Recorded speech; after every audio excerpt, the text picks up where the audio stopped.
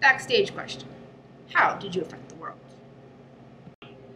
I restarted another cycle of the Earth's natural rebirth and rejuvenation through the plate boundaries. I was the first worldwide broadcasted natural disaster, courtesy of the telegraph being invented. I killed a lot of people and was really destructive, but I took fertile soil and lots of water with me, and I got to go to South Africa. Hello everyone, welcome to another catastrophic episode of Behind the Rocks. My name, as most of you know, is Rocky Magma. With us today are earthquake, Krakatoa, and tsunami. First up, we have earthquake. Hi. Our focus today is on the eruption of Krakatoa. Earthquake, tell us how you were involved. There was a subduction zone at the Eurasian and Australian plate boundary, and there was so much stress from the oceanic crust, which is mostly basalt, forming in the mantle. I kept having more and more seizures over about 5 years as stress built up where Krakatoa is. Some of our viewers may not know any geologic terminology. Tell us what a subduction zone is. Oh, it's when one plate goes under another at a plate boundary. And what exactly is a plate boundary? Any place where two plates meet. When they collide or one goes under the other, that's a convergent boundary. When they are going side by side in opposite directions, that's a transformed boundary. A divergent boundary is when they are spreading apart, which is what's happening at the mid-oceanic ridges. And you caused Krakatoa to erupt? Yes. As I said, it was from the seizures. I feel so bad, but I couldn't help it. You also caused the tsunamis, yes? Again, yes. But again, I didn't mean to. Tell us more about yourself. I am made up of P and S waves that move beneath the surface of the crust and upper mantle of the Earth's layers. They move much faster than the actual surface waves, which are the actual earthquake. Thank you for joining us today, Earthquake. We'll be right back after this commercial break.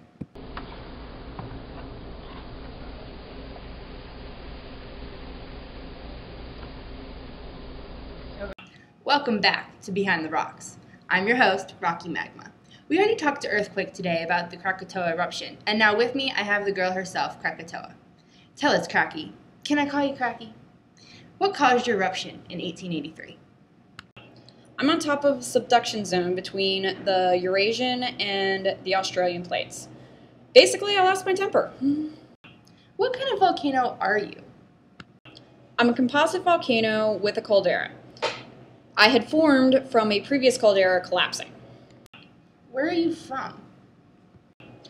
I'm from Indonesia. It's a small island nation south of China. What happened on May 10th, 1883? Heat and pressure just kept on building. My migraine kept getting worse. All my years of therapy just went out the window. So you basically had a month-long temper tantrum. It took 4 episodes just for me to get all the frustration out. What was the aftermath of your eruption? Well, there were tsunamis in South Africa, earthquakes, and a lot of people died. The sound waves traveled around the world 7 times. And on top of all that, I had a kid. A kid? Yes, a Nat Krakatoa, born January 28th, 1928. That's when he first surfaced. He's growing up so fast, 12 centimeters a year. He's reforming the island. He's way ahead of all of the other kids. Great! That's great. Motherly love for you right there. Thank you for joining us today, Krakatoa. Don't go away, folks. We'll be right back.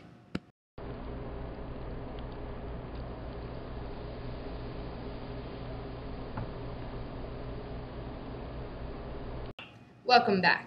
After an explosive chat with Krakatoa, talking to us next is one of the tsunamis from South Africa involved in the eruption. Tell us about yourself, Tsunami. How do you generally form? I can form from underwater landslides, volcanic eruptions, or undersea earthquakes at convergence or transform boundaries. Oh, and even meteorites. Tell us about the process. When the ocean floor at the plate boundary rises or falls, it displaces the water above it, which creates me, or actually multiple of me. What then? I move towards the shore max 500 miles per hour. I can go as fast as a jet, and I have long wavelengths, so I don't lose very much energy. My trough, or low point below my crest, reaches the shore first. It makes a vacuum effect, pulling the water from the beach. That's a good warning for the people on shore that you're coming. Yeah, I guess. I usually reach the shore 5 minutes after the vacuum effect. At least the first part of me does. A lot of times, people don't even have enough time to evacuate, and sometimes I'm a wave train, which means I have multiple waves. People might think I've come and gone, but then there's more of me. How do you feel about all the damage you've caused? I don't understand people's reaction to me. I just get so excited. People act like I'm life-threatening. Water brings life. Water is life. How much damage did you cause? I killed 35,000 people. Every time Krakatoa lost it, it generated another one of me. The third one destroyed 165 villages.